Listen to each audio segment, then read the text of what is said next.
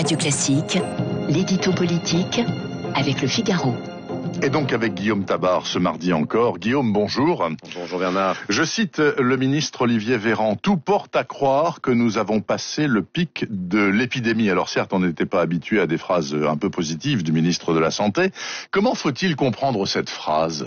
Vous avez raison, Olivier Véran, c'est celui qui d'habitude tire le signal d'alarme, annonce la catastrophe à l'hôpital et veut durcir les règles. Quand les ministres de l'économie ou de la culture, par exemple, cherchent au contraire à les assouplir pour ne pas bloquer toute l'activité du pays. Et là, le ministre de la Santé nous annonce effectivement que depuis 10 jours consécutifs, le nombre de nouveaux cas de Covid diminue, que le taux d'incidence baisse et que donc nous avons passé un pic d'épidémie. C'est en soi une bonne nouvelle et personne ne s'en plaindra. Bien sûr. Mais en termes de communication, ces annonces d'Olivier Véran visent à répondre à 2 reproches que l'on fait habituellement au gouvernement. Le premier, c'est de gouverner par la peur, de toujours noircir le tableau pour imposer des contraintes maximales. Ça, on l'a beaucoup entendu. Le ministre de la Santé veut tordre le cou à cette idée en disant « Vous voyez, quand il y a des bonnes nouvelles, je suis aussi capable de le dire ». Et puis le deuxième reproche qu'on entend, c'est le gouvernement est dépassé par les événements, il est ballotté par l'évolution de la crise, confère les cafouillages sur les masques, sur les tests et autres. C'est l'autre phrase de Véran hier, nous reprenons le contrôle de l'épidémie, un message destiné à rassurer. Au passage, dire nous reprenons le contrôle, n'est-ce pas quand même avouer qu'il l'avait perdu ? Bien évidemment, et ça pose un autre problème. Si les nouvelles sont si bonnes, entre guillemets, comment continuer à vouloir imposer un strict confinement, en particulier aux commerçants ? C'est vrai qu'on est dans la quinzaine la plus délicate, car d'un côté, le gouvernement continue à dire il ne faut pas nous relâcher, parce que c'est précisément parce qu'il y a une contrainte forte que les courbes commencent à s'infléchir. Et puis de l'autre, les commerçants ou d'autres activités qui disent si on attend trop, on va peut-être guérir, mais on va mourir guéri. Et la difficulté, c'est justement ce décalage entre les mesures et leur impact. Et oui, ça risque de générer de l'incompréhension et de la tension.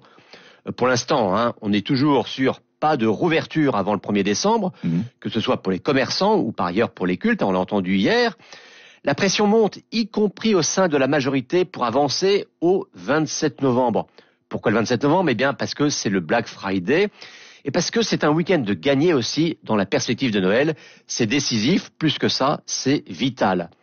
Et Bruno Le Maire lui-même se fait le relais de cette demande, mais ce n'est pas encore lui qui décide.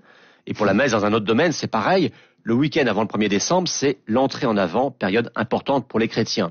Donc, de partout, la pression va grandir et elle va grandir d'autant plus que la situation sanitaire s'améliore et que le vaccin arrive.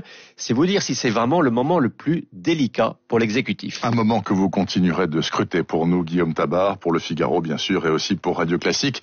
Merci beaucoup Guillaume, on se retrouve demain sur cette antenne, il est 8h16 exactement. Voici l'invité politique de la matinale.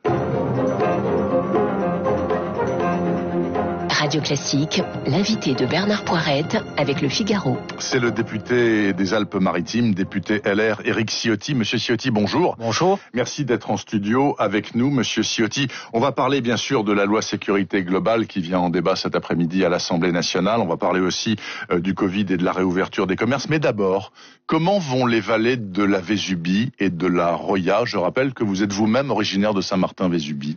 Elles se redressent, elles se reconstruisent, elles regardent à nouveau l'avenir avec espérance, malgré des difficultés, un traumatisme, un choc immense, mais les montagnards sont courageux, nos collectivités se battent, le département des Alpes-Maritimes, la métropole, beaucoup d'accès routiers dans la Vésubie ont été réouverts. Il reste d'énormes difficultés dans la Haute-Roya, notamment pour accéder à Tende. Les 2 tunnels de Tende sont quasiment détruits. Donc on a besoin aussi, pour aller plus vite encore, de la solidarité nationale. Le président de la République, et je l'en remercie, était venu dans nos vallées.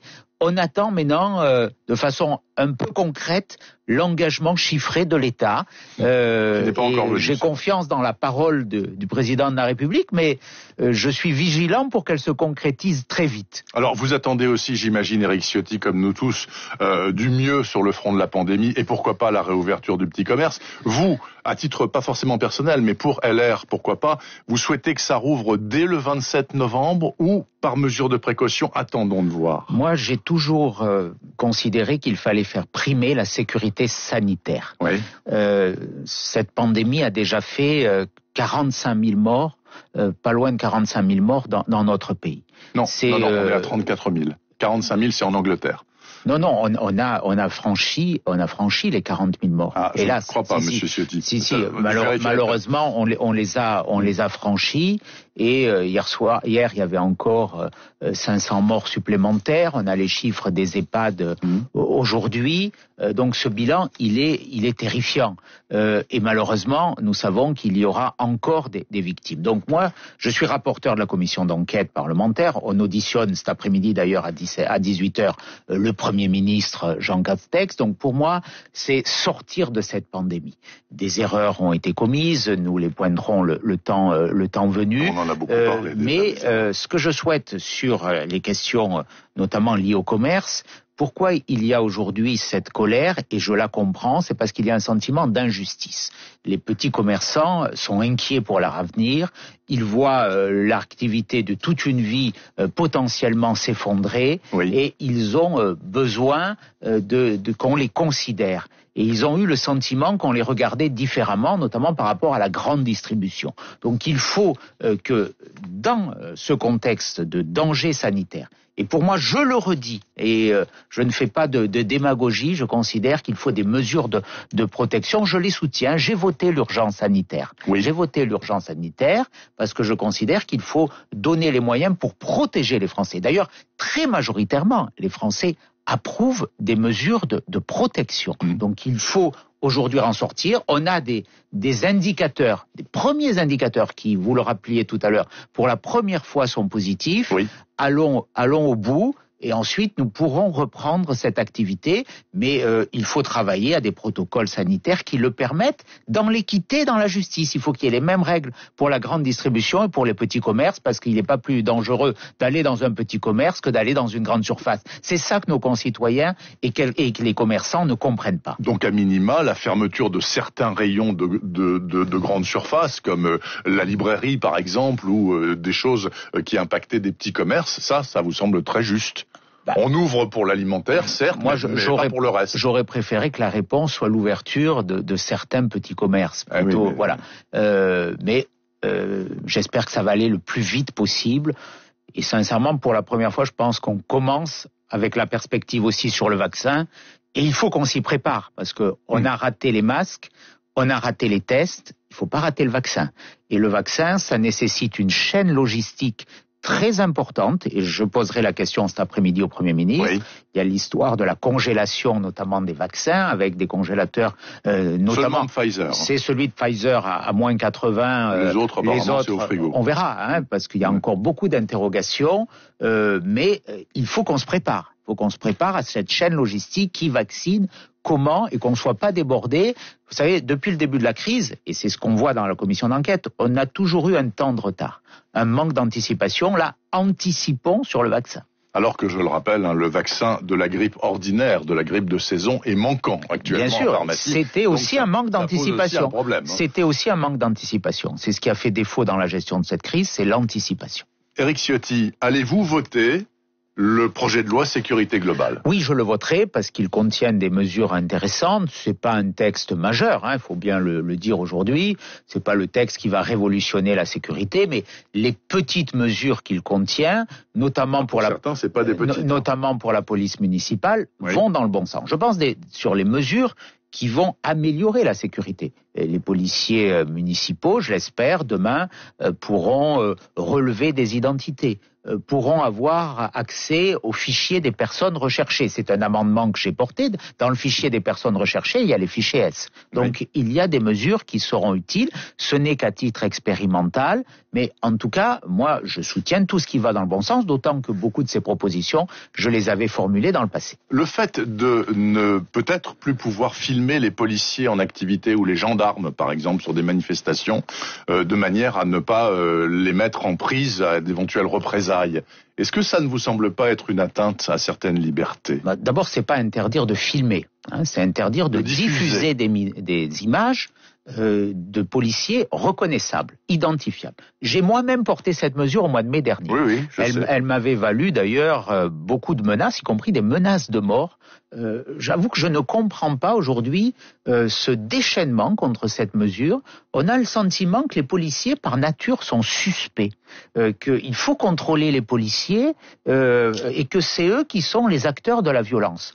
Remettons les choses à l'endroit. Ce sont les policiers qui protègent, qui nous protègent, qui sont victimes de cette violence. Les chiffres sont sortis. 20 policiers sont blessés par jour. 100 par jour sont victimes de violence. Ça veut dire qu'il faut protéger nos policiers. Rappelons-nous ce couple de policiers assassinés devant leur jeune enfant chez eux à Magnanville, parce que leur identité, quelque part, avait été connue par un terroriste. Mais pas leur figure, c'était leur identité. Il faut, les policiers sont menacés, donc il faut les protéger.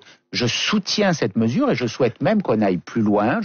Je souhaite que toute image qui diffuse le visage d'un policier soit floutée, parce que c'est fait dans un autre cadre, c'est fait pour les mineurs, c'est fait pour des personnes qui sont en prise avec la justice. Donc moi je considère qu'il faut protéger ce qui nous protège, parce que les policiers sont les piliers de notre pacte républicain et qu'aujourd'hui ils font un travail formidable. On leur doit de la reconnaissance et on leur doit du soutien. En juin dernier, M. Castaner, ministre de l'Intérieur, avait dit, mais il n'est pas question, c'est une loi liberticide. Absolument. Alors aujourd'hui, il est député, donc... il avait qualifié ma proposition de loi de provocation. Oui. J'attends avec impatience de voir son vote. Je serai vigilant quant au vote du président du groupe En Marche. J'espère qu'il sera plus cohérent qu'il ne l'avait été lorsqu'il était ministre de l'Intérieur. Eh bien, nous verrons cet après-midi, ou en tout cas dans les prochains jours, parce que je pense que ça va durer quelques jours. Oui, l'amendement sera discuté sans doute jeudi ou vendredi. Éric Ciotti, député Les Républicains des Alpes-Maritimes, est chargé au sein de son groupe, vous savez, des affaires de sécurité. En tout cas, c'est son tropisme et son intérêt personnel. Merci beaucoup, Monsieur Ciotti. Je vous souhaite une très bonne journée. Il est 8h25 presque, à suivre la note américaine de Laurent Saïm. En période de pandémie et de transition politique, mieux vaut être de ce côté-ci de l'Atlantique. La preuve dans 3 minutes avec Laurence, et je précise que vous aviez raison, Monsieur Ciotti. On a vérifié, il y a bien presque 45 000 morts Covid en France. Je ne sais pas pourquoi j'ai dit 35. Bon, je vais chercher. Merci beaucoup. Merci. Bonne journée. Bonne journée.